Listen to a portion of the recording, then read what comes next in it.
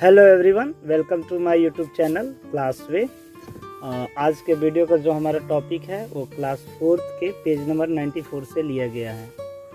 एक स्टूडेंट का कमेंट आया था, उन्हें पेज नंबर 94 में प्रॉब्लम है, उन्हें समझ में नहीं आ रहा, तो उन्हीं के रिक्वेस्ट पर मैंने ये वीडियो बनाया हूँ। तो आप देख सकते हैं इसमें आपका जो टॉपिक है वो है गवर्नमेंट, यानी कि इस पेज नंबर में गवर्नमेंट से रिलेटेड आपका क्वेश्चन दिया गया है। तो आइए देखते हैं क्या क्वेश्चन है।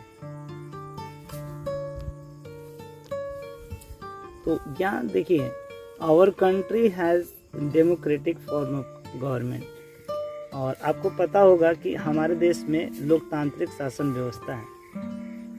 To check your knowledge on the term related to government, fill the blanks with the correct words. यानी कि यहाँ पर देखिए, यहाँ पर बहुत सारे वर्ड्स दिए गए हैं। इन वर्ड्स के आधार पर आपको नीचे दिए गए जो भी फिल इन द ब्लैंक्स है उसमें आपको भरना है, और ये भर करके आपको ये चेक करना है कि आप गवर्नमेंट के बारे में कितना कुछ जानते हैं। तो चलिए देखते हैं पहला क्वेश्चन क्या है। तो पहला क्वेश्चन ये है, the law making body of the country, यानी कि हमारे देश में जो कानून वगैरह बनाने का जो व्यवस्था है, जो कानून बनाता है, तो उसको हम लोग क्या बोलेंगे? तो उसे हम लोग पार्लियामेंट बोलते हैं। यानी कि हमारे देश में जो रूल वगैरह चलता है वो पार्लियामेंट में बनता है। पार्लियामेंट हम लोग यहाँ भर लेंगे, PARLIAMENT, पार्लियामेंट। चलिए, पार्लियामेंट का मतलब होता है संसद। चलिए नेक्स्ट हमारा जो क्वेश्चन है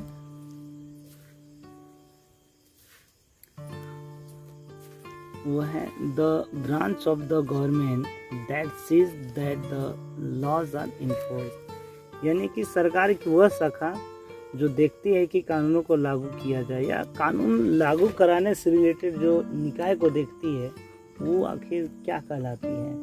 तो उसको हम लोग बोलेंगे एग्जीक्यूटिव ब्रांच। तो आप यहाँ पर भर देंगे। चलिए यहाँ पर लिख देते हैं executive branch, EXECUTIVE, executive branch, BRANCH, executive branch. इसका मतलब होता है कार्यकारी शाखा।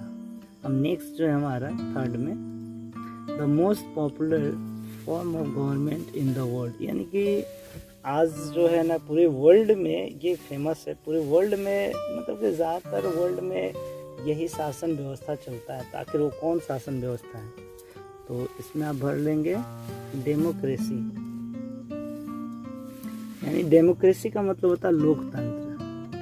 तो हम लोग भर लेंगे इसमें डेमोक्रेसी, इसका मतलब होता है लोकतंत्र। यानी लोकतंत्र जो है ज़्यादातर देशों में जो शासन व्यवस्था है वो डेमोक्रेसी है। इसमें क्या होता है कि जो उस देश के रहने वाले जो लोग हैं, जो जनता है, वो अपनी पसंद से अपना प्रतिनिधि को चुनते हैं और उससे गवर्नमेंट बनाते हैं।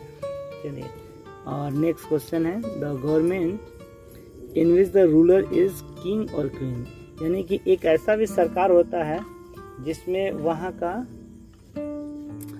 जिसमें शासक या राजा या रानी होता है, मतलब कि राजशाही तंत्र हो गया, यानी कि जिसमें राजा या रानी राज करते थे। उस प्रकार के सिस्टम को हम लोग क्या बोलेंगे? तो वो सिस्टम बहुत पहले चलता था, उसको हम लोग बोलेंगे मोनार्की सिस्टम, MONARCHY, ये मोनार्की हो गया। मोनार्की का मतलब होता है राजतंत्र। इसमें क्या होता है ना कि पीढ़ी बाई पीढ़ी राजा हुआ करते थे, यानी कि राजा का बेटा राजा, उसका बेटा राजा, उसका बेटा राजा। लेकिन डेमोक्रेसी जब से आया उसमें कोई भी राजा बन सकता है।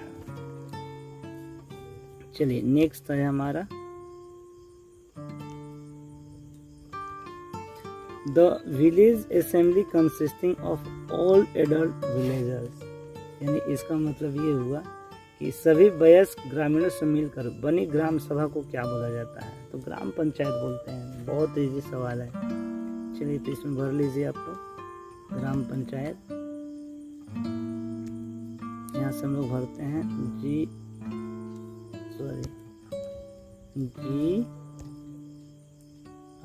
GRAM, ग्राम पंचायत, PANCHYAT, ग्राम पंचायत। चलिए, ग्राम पंचायत का मतलब होता है ग्राम पंचायत। चलिए अब आगे देखते हैं, अगला जो हमारा क्वेश्चन नंबर 6, ये क्या कह रहा है? The head of the gram panchayat is, यानी ग्राम पंचायत का हेड, यानी कि ग्राम पंचायत का मुखिया कौन होता है? तो ग्राम पंचायत का जो मुखिया होता है वो सरपंच होता है। तो यहाँ पर आप लोग भर लेंगे सरपंच।